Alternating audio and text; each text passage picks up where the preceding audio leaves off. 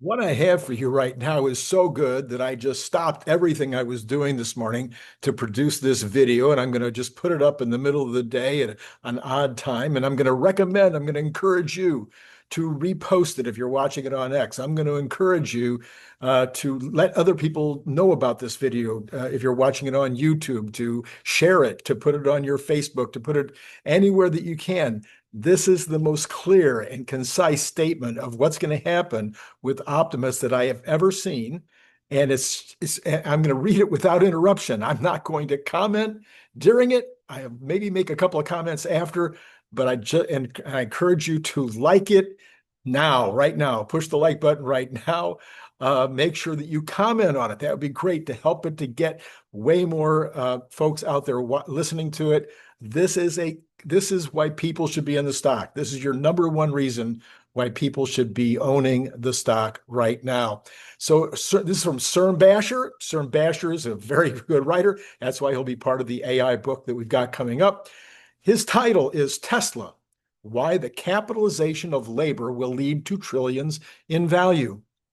The valuation projections for a company that successfully deploy a humanoid robot like Optimus are so astronomical, tens of trillion, potentially over $100 trillion, that they seem to break the rules of finance. How could one entity be worth as much or more than the entire current global stock market? The answer is that it wouldn't be playing by the old rules.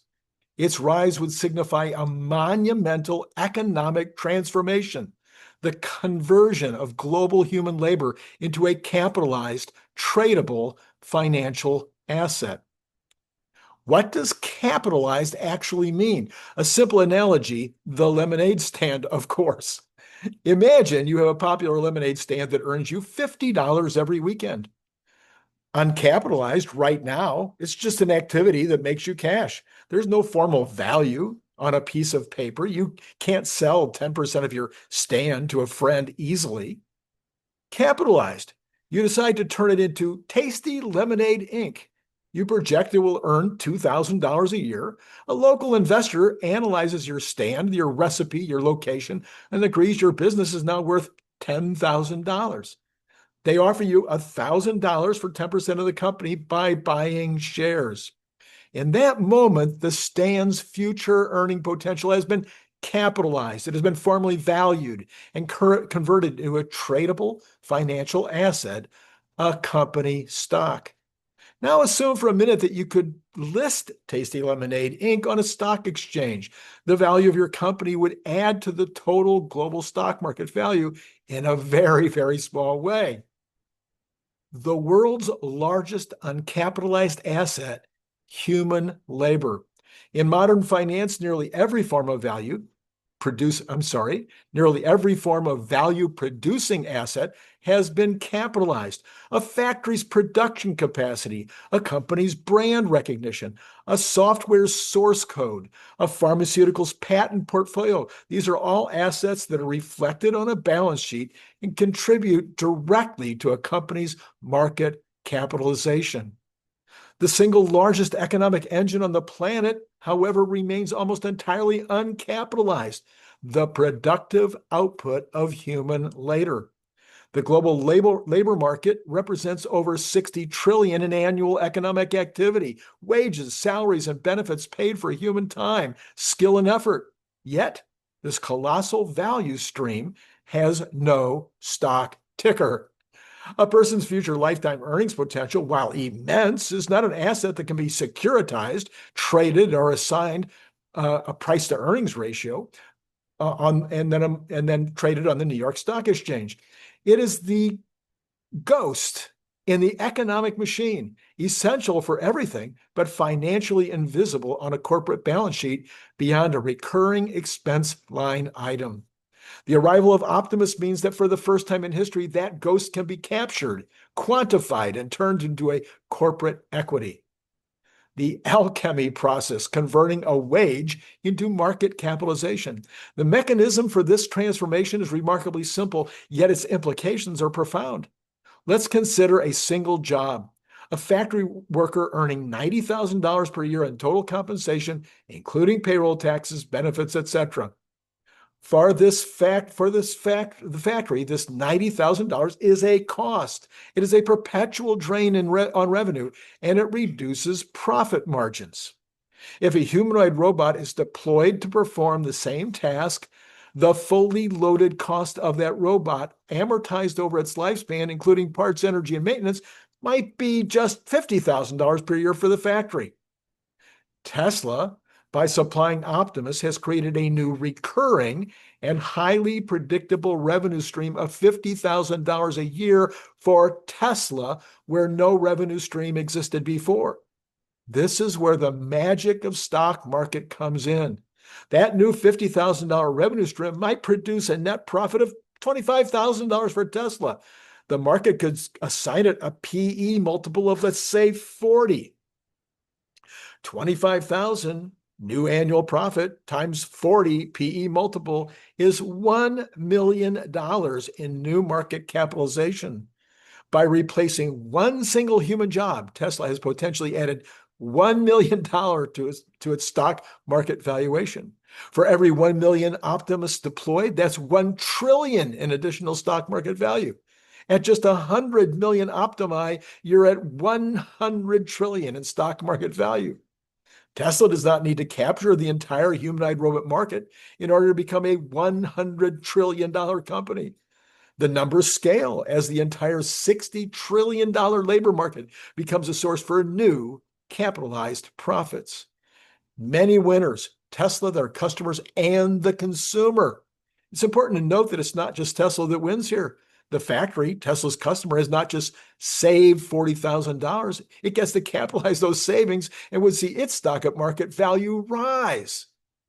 And if the factory decides to pass on some of those savings to its consumers, then the downstream consumers also win in the form of lower cost products. As this process plays out, the biggest winners are the consumers, who benefit from massive deflation in the things they buy, and Tesla, who found a way to capitalize labor. While the revenue and the profit per Optimus for Tesla would dramatically decline over time, Tesla could still see its market value rise. For example, 100 million times 25,000 in profit times a 40 PE equals 100 trillion. At 50 million times 10,000 in profit and a 40 PE, it's 200 trillion. And at 2 billion times a $5,000 profit and a 40 PE, you're talking 400 trillion. Final thoughts. In essence, the astronomical valuation of Tesla is not rooted in the product it sells, but in the economic category it is unlocking. By creating the means to capitalize the global labor market, Tesla is positioning itself not as a participant in the current economy, but as the architect of the next one. This represents a fundamental paradigm shift, moving from a world of human labor scarcity to one of autonomous abundance. By the way, the value of robotaxi is just another form of the same thing, effectively capitalizing the value of unpaid driving time beyond rideshare. The resulting deflationary wave will reshape society, but the value generated will inevitably accrue to the entity providing the core technology. The trillions in market value are simply the financial reflection of a company that has successfully turned the planet's largest expense, human wages and unpaid human driving time, into its most valuable asset. The financial model is clear. Each robot deployed is not a one-time sale, but the creation of a long-term, high-margin annuity stream, which the market will capitalize at a significant multiple. While the numbers seem staggering today, they are the logical endpoint of an S-curve adoption cycle applied to the largest economic engine on Earth. For investors, this presents a rare, asymmetric opportunity to own a foundational piece of a new industrial revolution, not investment advice, says Cern. While this transformation poses profound questions about the future of human work, the financial logic remains undeniable. Value is created when scarce resources become abundant. By solving for autonomous labor, Tesla is not just building a profitable enterprise, it is laying the financial and operational foundation for an age of abundance. The company's valuation will simply be a measure of the magnitude of this historic achievement. So there you go. Now, this, you know, Cern well, he's on every Thursday, sometimes on Friday or Saturday. And, you know, he's always showing us the charts, the graphs, etc. But now this is an example of his writing style. Maybe you've been reading him on X already. If you're not, you should be following him on X. You should definitely be paying attention to what he has to say. And of course, he will be saying a lot more when it comes to the book, which hopefully will be out by October 1. That's our goal. We'll start pre-orders on that in the middle of September. Right now, what I'm going to again encourage you to do, if you're watching this on YouTube, share it. Share it on your Facebook or your Instagram, whatever it is that you do as social media. Maybe it's LinkedIn, wherever you are, where you've got a following, share this video. People will appreciate that you shared this with them. If you're watching this on X, please repost it. Please like it. Please comment on it on YouTube and or on X, wherever you're watching it. What he just said, you know, we've been saying this for 2 years. It was back in the Elon Musk mission. There's probably 100% nothing new in everything that he just said. It's just how well he said it. That's why I'm passing it along right now. And most people in the world right now have no clue of what Cern Bahser just said. They're not paying any attention. They have no clue. But there's such an investment opportunity here. That's not investment advice. It's just logic. Okay, that's all I got for this particular minute.